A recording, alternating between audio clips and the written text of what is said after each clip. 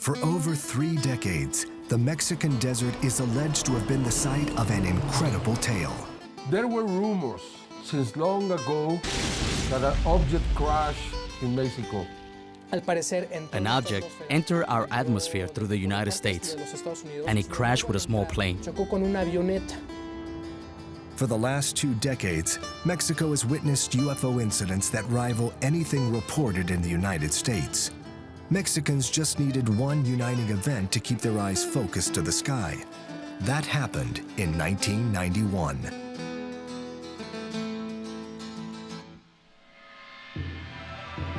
In July of that year, one of the longest solar eclipses in history is set to happen. The total eclipse is visible only in a narrow corridor that includes central Mexico.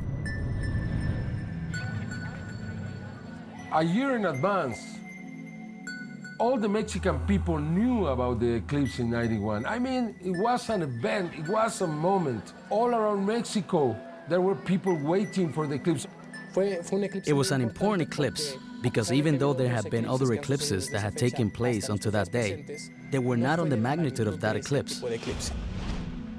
Just after 1 p.m., the skies above Mexico darken. Astronomers adjust their telescopes. Millions gaze skyward. During 1991, consumer technology makes videos commonplace. On this day, many Mexicans use their cameras to capture the moon as it begins to pass in front of the sun. To their disbelief, they also capture something unexpected. It was a curious thing. During the eclipse, I heard some people who were around us saying, "Look, what is that there also?" Several people filmed and saw metallic objects that are clearly distinguished with the form of a cupola, on what is commonly called a flying object. In Mexico City, in Tepeji del Rio, in Puebla, in Cerro de la Estrella. From all corners of Mexico come videos showing a strange metallic-looking object just below the eclipse. The eclipse UFOs, or ovnis as they are called in Mexico, become the talk of the country. But while some are quick to claim that Mexico experienced a UFO encounter, skeptics aren't buying it. This was one of the great events of the century as far as eclipses and astronomical events, and hundreds and thousands of astronomers, professional and advanced amateur astronomers, came from all over the world, and it converged upon Mexico City and the other towns where the eclipse was visible. Not a single professional astronomer reported seeing anything that wasn't supposed to be there. Professional astronomers immediately doubt any UFO claims and instead offer a more scholarly response. When the sun is totally eclipsed, like it was in Mexico on that day, the bright stars and planets become visible for a few minutes.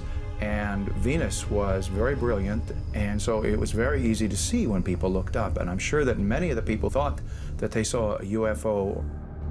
Skeptics have their answer, but UFO believers have their doubts. Because of that, because so many people recorded in different cities these objects, some suggested that had to be the star Venus. But Venus was in a different position than the UFOs were in the tapes. It was something strange that happened during the eclipse. It's afterwards, when you start analyzing and looking at the videos, that you can start to see in some of them that there are movements that maybe wouldn't correspond to a planet. When you start analyzing more calmly after the fact, that's when you start to wonder if it could have been a UFO. The 1991 sightings ignite a UFO explosion in Mexico. The effect of the UFOs from the 1991 eclipse was like a snowball. And this allowed people with an interest in UFOs to record sightings more frequently. While Mexico's UFO explosion comes as a surprise to most, some ufologists believe it was actually predicted over 1,000 years ago. The Maya were one of the great civilizations in history. For over 600 years, they built cities. constructed reservoirs and temple pyramids, and developed an incredible understanding of astronomy. It is incredible the knowledge that the Maya had about the sky and the planets. They had a great capacity of observation, they knew the celestial movement, and were able to determine every single important event that was going to be registered in the sky. The Maya recorded their information on foldable books called codices.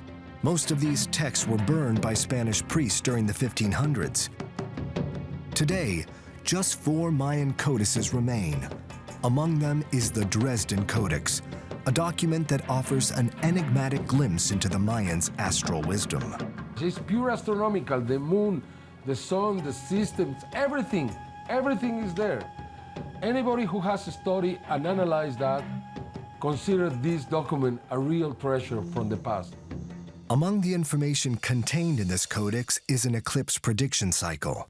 The eclipse of 1991 appears in the Dresden Codex.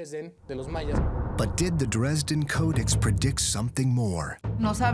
In it, they talk about the meeting with the Brothers of the Stars, which in our language we call extraterrestrials. When I read this, after receiving all these videos, that struck me, that really affected me, because it's like if the Mayans knew long in advance that these sightings were going to take place that day.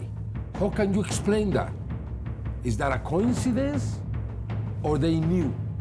I think they knew. Literally overnight, Mexicans are mesmerized by the apparent UFO wave striking their country. Ufologists point to the open-mindedness of the Mexican people as being partly responsible for this UFO explosion. Mexicans have been fascinated by legends, stories, elves, fairies. That psychology and sociology allows Mexicans to keep an open mind when it comes to extraordinary occurrences.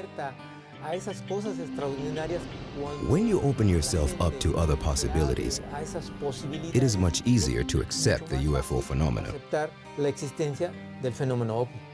However, skeptics claim that Mexico's UFO wave is more of a social phenomenon than any actual increase in visits from little green men. Sightings always seem to come in waves, and these waves are generally, they correlate with the publicity, that if the newspapers or TV stations, whatever, are filled with stories about UFO sightings, people will go out and pay much more attention to things that they see.